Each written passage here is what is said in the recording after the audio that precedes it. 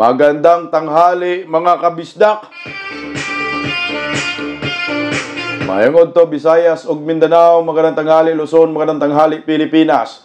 Magandang tanghali po sa lahat ng mga Filipino, mga OFW saan man panig ng mundo.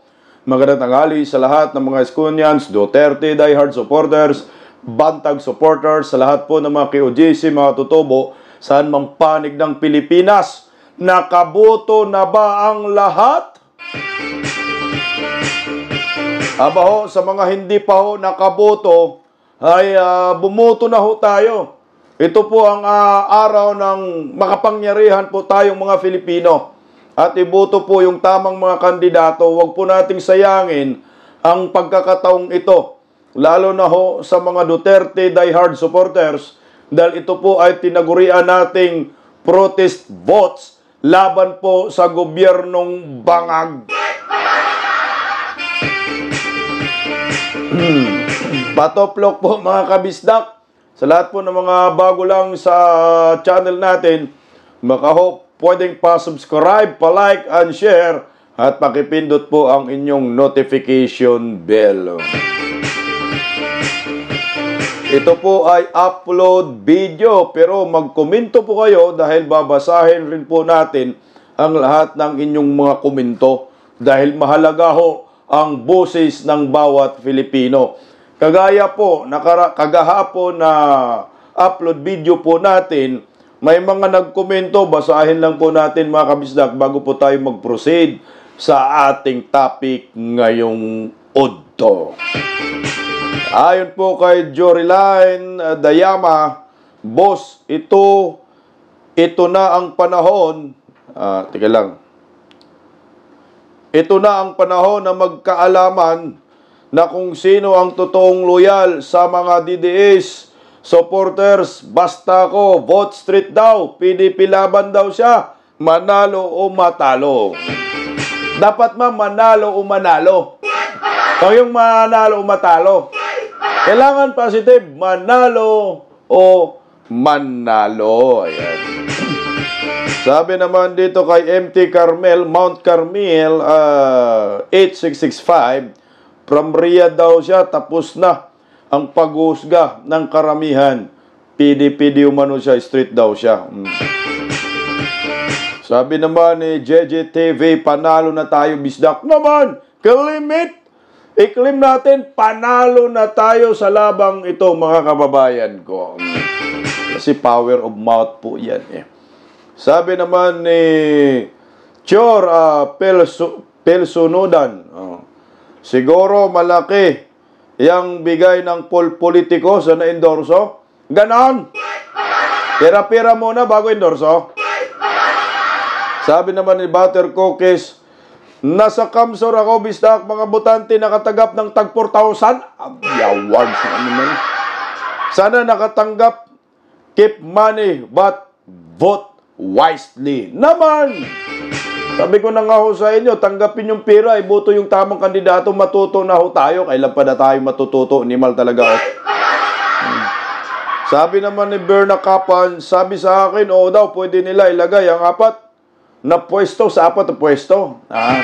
Ito may kinalaman doon sa endorsement ng Iglesia ni Cristo kasi sabi ko nga ho kagahapon na yung 8 lang naman yan eh, baka pwede yung 4, punuan ho ninyo. Nasa inyo na ho yun kasi may mga pag-iisip naman po kayo. Pwede daw, pero yung marami rin nagsabi na hindi daw pwede.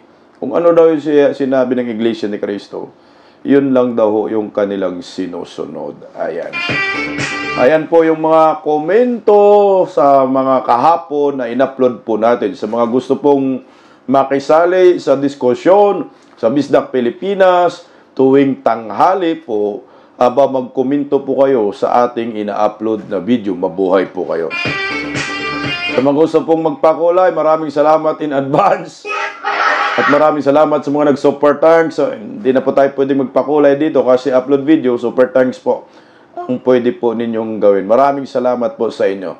Magandang tanghali po sa ating lahat. O, ito na. Tara na. Bisdak na! Grabe po mga kababayan ko itong nangyayari po sa SMNI kagabi. Tinangka pong sunugin ang kanilang building dyan sa Makati City. Nakapunta po ako lagi dyan mga kabisdak. Grabe naman, desperado na ho talaga ang kalaban ng SMNI. Gusto ho nilang patahimikin talaga ang istasyong ito. Sinuspindi na nga ho, indefinite suspension. Ano pa ba ang gusto ng mga kumag?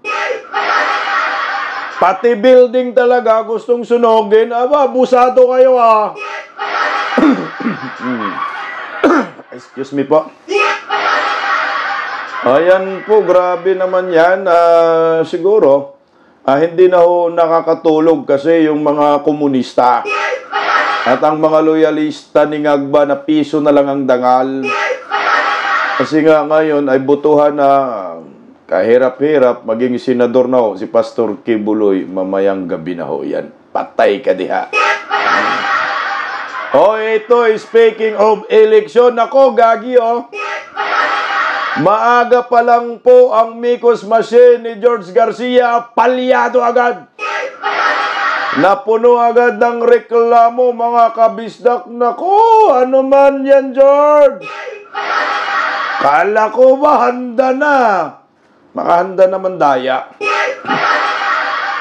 Di ba ho?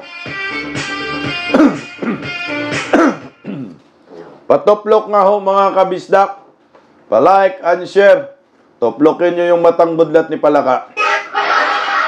Ito, pakinggan po muna natin mga kabisdak itong balitang ito. Ano nga ba ang nangyari dyan sa SMNI building? Narito po. Pasado alas 12 ng hating gabi, biglang sumiklab ang sunog sa basement floor 1 ng gusali ng SMNI sa Makati nitong Sabado, May 11, 2025. Ayon sa kuha ng isang personnel ng gusali, napansin ang makapal na usok na nagmumula sa basement floor. Agad namang naapula ang sunog. Sa paunang investigasyon, natagpuan ang isang lagayan ng gasolina sa gilid ng exhaust and ventilation ducting sa labas ng building sa may bandang harapan ng EDSA Highway. Ang nasabing exhaust and ventilation ducting ay direktang konektado sa exhaust system ng basement floor 1, dahilan para lumakas ang hinalang posibleng sinadya ang insidente. Wala namang naiulat na nasaktan sa insidente. Dahil sa mabilis na pagkakaapula sa sunog, ay naagapang madamay ang broadcast equipment ng SMNI sa studio na matatagpuan naman sa ground floor ng gusali. Na merong isang container na pag inamoy mo yung laman, merong gasolina. May gasolina pa. No? So, yung container ng gas na yun, wala yung dapat doon, o hindi dapat yun nando doon. Actually, wala talaga dapat yun doon. Pero dahil na ituro nga ng mga pulis, so naging parang subject for na siya.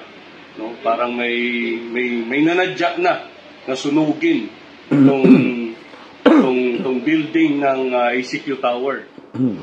Naniniwala ang pamunuan ng SMNI na posibleng sinadya ang pagsunog para mahinto ang operasyon ng network sa buong bansa, lalo pat abala ngayon ng SMNI sa paghahanda sa nalalapit na midterm elections sa Lunes at 12 ng Mayo taong 2025. Malaking posibilidad, no? Malaking posibilidad na ginagawa nila yung mga pamamaraan para harangan tayo na maibalita yung totoo. Kasi alam naman nating lahat nga na tayo yun nagsasabi ng totoong balita at siguro gusto nila na busalan yung ating mga bibig, no? Yung ating mga pagbabalita. Sa ganun na yung side lang nilang marinig at hindi marinig ng taong bayan yung katotohanan. So posibleng may sabotaheng ginagawa. Nauna nang naninindigan ng SMNI na hindi ito maninikluhod sa anumang halaga ng salapi para baliin ang katotohanan. Sa ilalim ng prinsipyong truth that matters, iginiit ng SMNI na wala itong kinatatakutan at patuloy na tatayo bilang nag-iisang tagapaghatid ng impormasyong mapagkakatiwalaan at totoo lamang. Para sa Diyos at sa Pilipinas kumahal, nag-uulang Paul Montibon, SMNI News. Ayan po mga kabisdak, dira, samid-samid tayo Okay, ayan po yung nangyayari kagabi sa SMNI. Actually, nalaman ko po yan eh. Tinawagan pa nga ako ni, di ba, ka-PL eh. Nagtatanong siya kung, Bisdak, masunog daw yung SMNI. Talaga pong sinadya ho ito para sa akin. Ang tanong lang naman ho dito, sino ba yung may gawa at sino ba yung gustong masunog yung SMNI? Kung meron siguro CCTV, malamang meron naman. Sino yung naglagay doon ng container na may laman daw na amoy gasolina, no? Yun po yung ginamit na binuhos. Buti na lang maagap yung mga taga roon, yung mga workers ng KOJC, kasi kung hindi, sunog nga. Ito bago po natin pag-usapan yung eleksyon, dito muna tayo sa SMNI. Alam niyo po kasi itong SMNI, talagang may paninindigan. Hindi ho talaga nabubusalan, hindi nabibili. Ilang beses po sila tangkang bilhin ng gobyernong, alam nyo na, nakangiwi. Pero riyan, nanindigan pa rin po sila. Hindi po daw sila luluhod dahil kay Pastor Kibuloy. At ang katotohanan pa rin ang mananaig. Yung building kasi ng SMNI, pinagitnaan niya ng mga malalaking building diyan sa Makati. Pero ito meron po kasi nakapagsabi sa akin. Hindi ko alam kung confirmed ba ito, pero ito po yung sinabi niya sa akin. Na di umano, gamitan na natin ng di umano para hindi po tayo makulong. Na di umano, yung building po sa kaliwat kanan ng SMNI, no? Ay yung kanan, nabili na ni Tambaluslos. Di umano Yung kaliwa din ay nabili na rin ni Tambaluslos, di umano. Ngayon, ang gusto pong mangyari di umano ni Tambaluslos, pati yung SMNI building ay gustong bilhin nila. Ang problema, ayaw man pumayag ng SMNI na ibinta yung building nila. Kasi gustong kunin nga ni Tambaluslos. So, gustong patahimikin ang SMNI. Yun yung kwento sa akin. Ngayon, yung sino nga ba ang nagtangkang manunog ng SMNI? Siyempre, yung mga kalaban.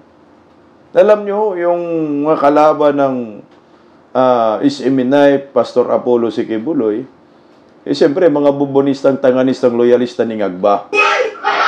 Lalo na po yung mga komunista, hindi na nga ho daw sila nakatulog Baka kasi maging senador na si Pastor Kibuloy, talaga maging senador na ho yan. Kasi ang mga panununog ay gawain po yan ng mga komunista. Wala pong ibang gumagawa ho niyan, mga komunista ho talaga. Alam naman natin, si Pastor Kibuloy, yung panahon ni Tatay Digong, sumuporta po talaga laban sa mga komunista, laban sa mga durugista. So ngayon, gustong patahimikin ang SMNI.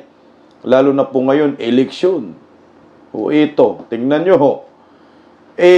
Sa dami-daming mga mainstream media sa Pilipinas, ang tanging nagbalita ng maaga patungkol po sa eleksyon na maaga pa lang ay nagkaabiriya na po itong Micos machine ni George Garcia. SMNI lang ang nagbalita agad. Marami na pong reklamo, maaga pa lang. Ano na, George? Buti na lang itong SMNI paninindigan.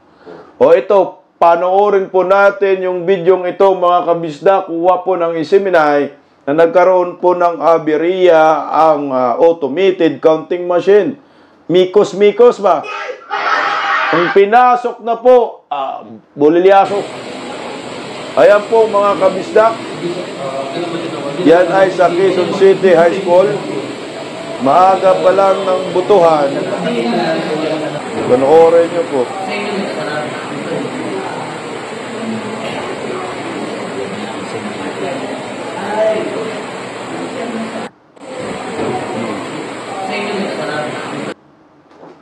Ayan po mga kabisdak.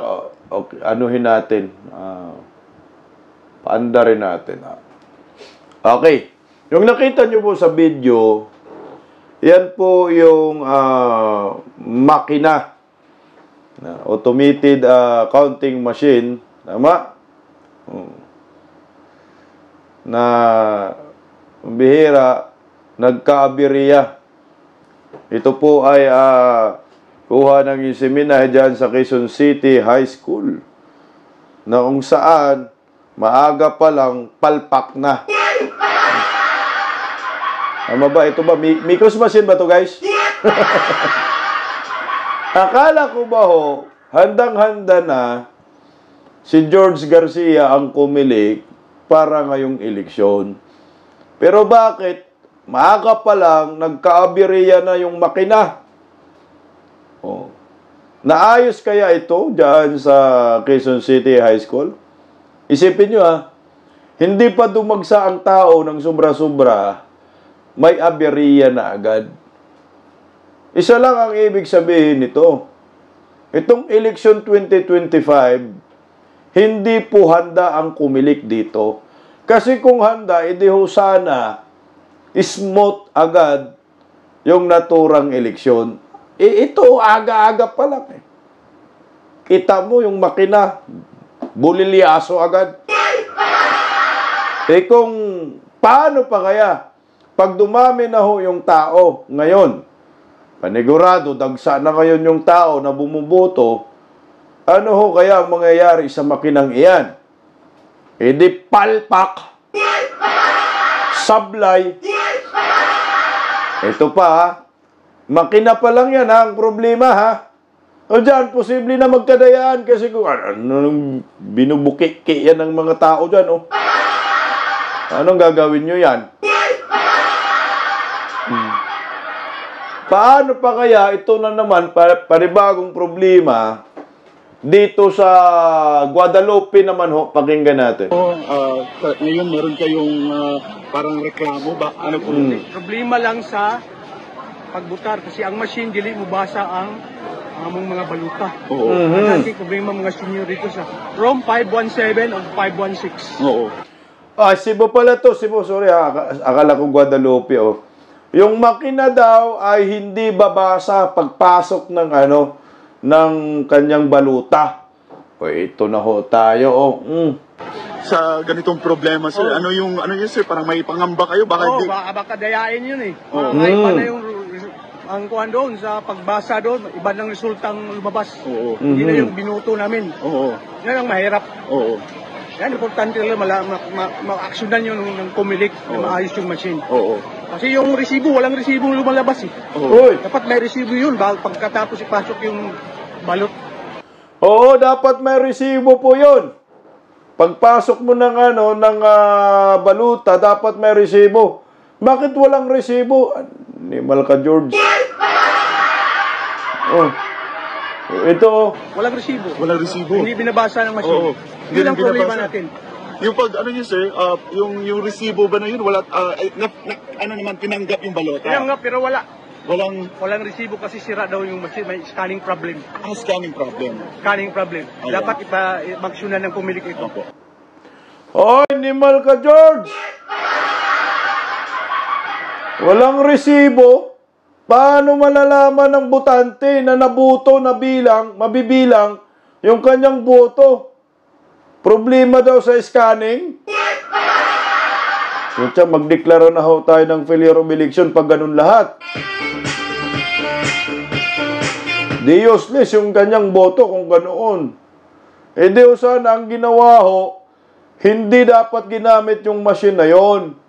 Kumuha ng isang machine na okay, at saka pinasok muli yung kanyang baluta. Kasi, bakit ipinagpumilit ng mga nasa presento na ipasok yung baluta ni tatay? Anong assurance na yung kanyang boto ay mapunta sa tama? Walang resibo Pati ba naman dyan, animal, walang resibo? Sa Cebu City po ito. Ang hilig talaga ng mga buhaya ng walang resibo. Again guys, wag po kayong pumayag na pagboto po ninyo tapos pagpasok sa machine ay walang lumabas na resibo. humingi po kayo ng resibo kasi yan lang po ang patunay na kayo ay nakabuto. Kasi kung walang ibinigay na resibo, posible pong magamit muli yung inyong baluta at ipikain muli sa mga machine na may resibo na patunay na yung baluta na yun ay naibuto. What if kung binabago ng mga demonyo yung binoto mo? No? Yung baluta mo, i-scratch nila, palitan ng bago, sila na ang maguguhit-guhit doon ng kanilang gustong iboto. Dahil wala ka mang resibo, ibig sabihin, not counted. Hindi nakaboto. So, yung isa mong boto, hindi mo na yun maikukontest pa. Kasi nga, wala kang resibo. Ano ang iyong basihan sa reklamo? Sabihin, nasan yung boto ko? Wala ka mang resibo, dapat wag po kayong pumayag na bumoto ka, pinakain yung baluta mo sa machine, tapos walang resibo. Kasi pwede talaga yung imikos-mikos nila. May scratch yung baluta mo, gamit sila ng bagong baluta, tapos iba naman yung isusulat nila. Hindi na po yun yung binoto mo na gusto mong manalo. Grabe na to, George, ha? Sobra-sobra na to, George. Bago pa lang yan, ha? Paano pala kaya hanggang maghapon po, ilan kaya ang problema na meron sa buong Pilipinas? Yung iba, hindi pa ho naiulat. Kaya sa mga Pilipino na meron po kayong na-experience ng ganyan, bidyuhan po ninyo yan. Isend nyo sa Bisdak Pilipinas, ipakalat natin para iyan po ang magiging ebidensya nating mga Pilipino kung magrereklamo po tayo sa Kumilik. Animal kang budlat kang George ka. Ito pa guys, meron pang problema. Okay, sir, nandito kayo ngayon sa election help desk dahil Magboto ako, kasi sabi nila 5 o'clock hanggang 7 ang mga senior, kaya maaga pa ako pumunta rito. Nag-expect ako nga ara yung pangalan ko, kaya naka-register ako last year. Sorry, register ako last year, kaya magboto ako para sa barangay namin. Wala naman ang pangalan ko. Sabi nila, next year, sigurado na siguro sa Comelec, kaya naka-register ko last year pa. Hanggang ngayon, wala pa ng pangalan. Kung matagal kasi ako hindi nakaboto. kaya ano yan, ang album ng gumising pero hindi ko pala makakaboto. Oo nga, muna ganing problema. Hinaya. Nahina yung isang boto ko, malaking count na isa, one vote it counts, right? Aga pa kami nagising, 5 o'clock nagising na kami. Sabi maaga. Pagdating ko, hanap ko, inikot ko ng lahat-lahat ng mga ilang presento. Wala talaga yung pangalan ko. Kaya ano yung ginawa sa registration? Ito, nagpicturean ka pa, lahat. Kumbaga daming proseso. Oo, daming proseso. Ano yung panawagan mo kasi hindi lang pala isang beses ito nangyari? Mm. Ano panawagan mo sa Comelec? Kaya mga Comelec, sana gawin yung trabaho nyo. Sayang ang buto sa mga bisan senior na sayang ang buto mo. Gawin nyo ba ang trabaho nyo? Last year wala akong kabuto. Ngayon hindi naman nakabuto. Kung mag-presidential election, ano naman, hindi naman nakabuto. Hindi naman pwede, every year mag-registered ako. Yung mangyayari yun delikado yun kasi nakabilang beses registered. Ang problema, bakit hindi nila yan na gawan na dyan ang pangalan ko? Gaano ba ka-importante yung boto, sir? Ay, importante yung buto ko, yung akong rights nga bilang citizens, nga mabuto ko. Isa ka buto ko lang, baka panalo pa sa isang kandidato. One vote lang. Napakahalaga, isa ka buto mo. Hindi lang kaya ako, maraming senior sa Boulevard, Baluarte. Hindi lang kayo senior, mga bagong registration ng mga estudyante. Wala nga pangalan nila. Tingnan mo na kanina, may batang estudyante ka-registered lang. Wala yung pangalan nila. Kaya ano mangyayari sa mga buto ng mga mamamayan na wala sila, hindi nila ng rights nila. Gusto magboto pero walang pangalan. Pero sa kanila, nakaregister kayo. Naka-registered ako, gipecturan pa pangalan ko. Ari pa nga ako ng senior citizen. Yan na ako, tinignan pa. Maunin na rin to. I-awards na to. Kawawa naman itong senior citizen. Maaga po siyang gumising, pumunta sa presinto, tapos para bumoto. Ang resulta, wala daw yung pangalan niya. Animal, next year pa daw. Ano yun? George! Aba, bakit ganito sa Pilipinas? No? Ang buhay hindi nakakaboto. Pero yung patay nakakaboto. Ano, basura talaga itong Comelec ni Mal, oh. Hindi yun pwedeng matanggap na rason ng Comelec na sasabihin, baka daw sa susunod pa daw yung pangalan lalabas. Pagrehistro mo, no, sa Comelec, automatic po, yung pangalan mo makikita kasi rumerehistro ka, nagrehistro ka. At sabihin na lang natin na hindi ka nakaboto ng mga nakaraan, pero nag-register ka sa Comelec bilang isang botante, tinanggap ka, may biometric ka, pinicturan ka, ibig sabihin, botante ka. Pag narehistro ka, animal, makaboto ka na. Pero bakit ganito ho ang sitwasyon ngayon sa Iloilo City, sa senior citizen na ito? Dahil sa kanya, hindi daw mahanap yung pangalan niya. Baka kinain ni tambaluslos na. Bakit yung mga patay nahahanap yung pangalan? Kagaya yung pangalan ng biyanan ko, patay na yung biyanan ko na babae, lalaki. Buhay pa pala yung babae. Ang biyanan kong lalaki namatay na, magulat-gulat ka, nakaraang 2022, nandun sa listahan ng mga presento. Patay na yun, ha? Tapos yung biyanan kong babae, nabuwisit.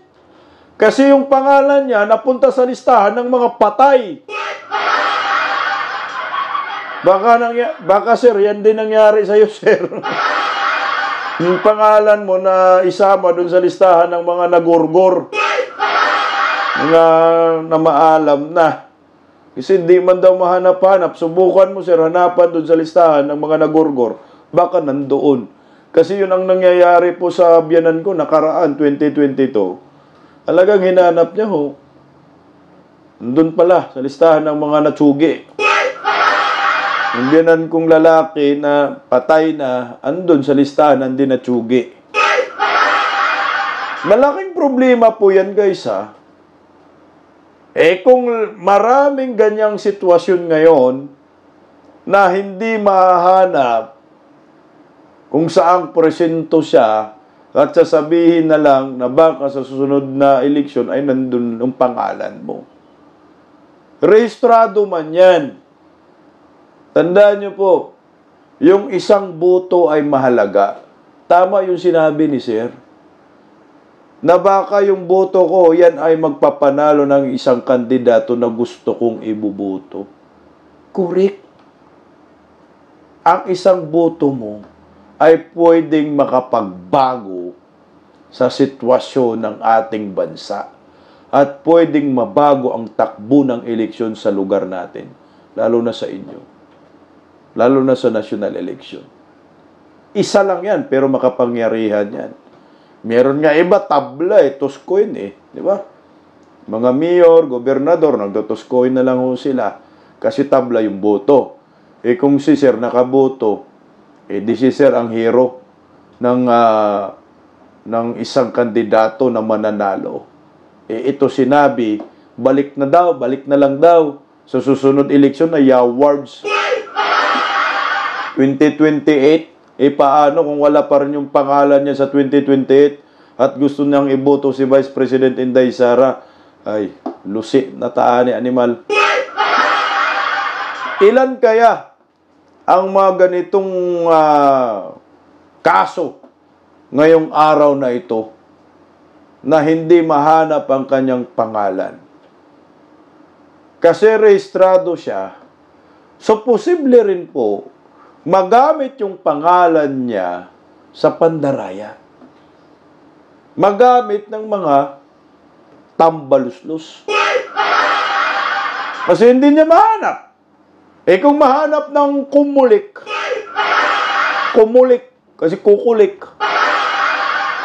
O ito si Manong, hindi siya nakabuto. O ito, ibuto nyo ho. Narito yung baluta. O, bilog-bilogan nyo na. Bilogan nyo yung alkansya. Hindi nagamit tuloy yung inag-isa niyang boto. Nagamit ng mga masasamang damo. Mahirap matsugi. Kung meron po kayong insidenteng ganito na matagpuan, i-upload nyo po sa inyong mga social media para mapag-usapan po natin at pwede pong magamit ho ito sa mga protesta pagkatapos ng botohan ngayong araw. Kasi kung tatahimik tayong lahat, isa lang ang ibig sabihin natin yan. Papayag na lang pala tayo na yung mga marka demonyo maghari ngayon sa ating bansa in the next 3 years. Sa akin guys, hindi ho po pwede yan.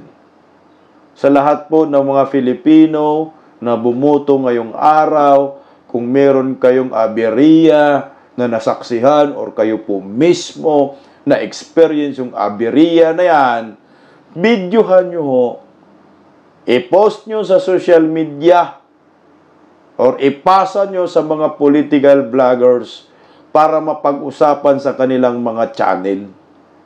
Kailangan po gumawa tayo ng paraan kasi pag hindi po tayo mag-iingay, ay awards na talaga. Walang kwentang Pilipinas under NGWM Department.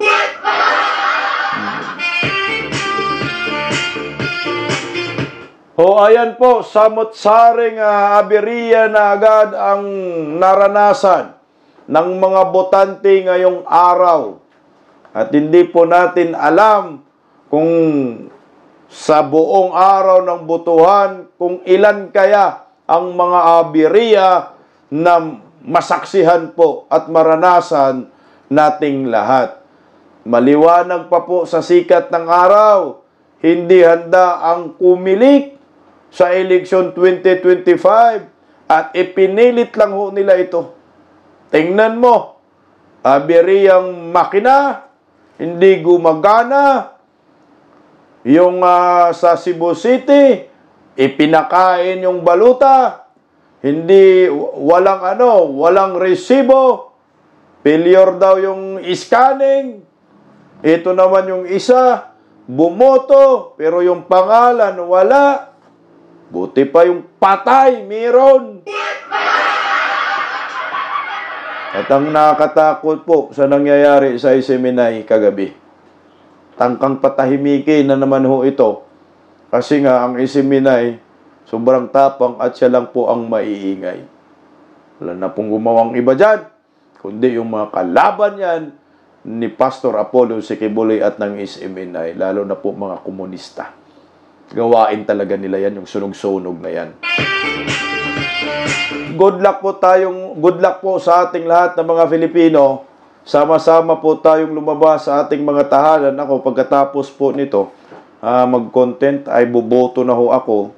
Iboto ko po yung nasa puso ko at sama-sama po tayo mga kabistak ipaglaban ang kaisa-isang boto.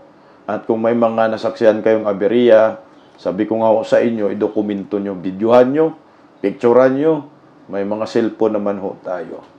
Ayan. At sa mga bago lang po sa Bisdak Pilipinas, baka ho po pwede pa-subscribe, pa-like, pa-share, at pakipindot po ang inyong notification bell. At magkomento po kayo kasi mahalaga po ang bawat boses ng bayan. Kami na po bahala, ako na po bahala. Basahin ko po yung inyong mga komento sa susunod na mga pag-upload ng video po natin. Tara na, pumunta po tayo sa presinto. At mamayang gabi, kita-kits po tayo alas 8:30. Try po natin mag-update kasi baka meron ng mananalo at baka manalo na ang ating mga kandidato.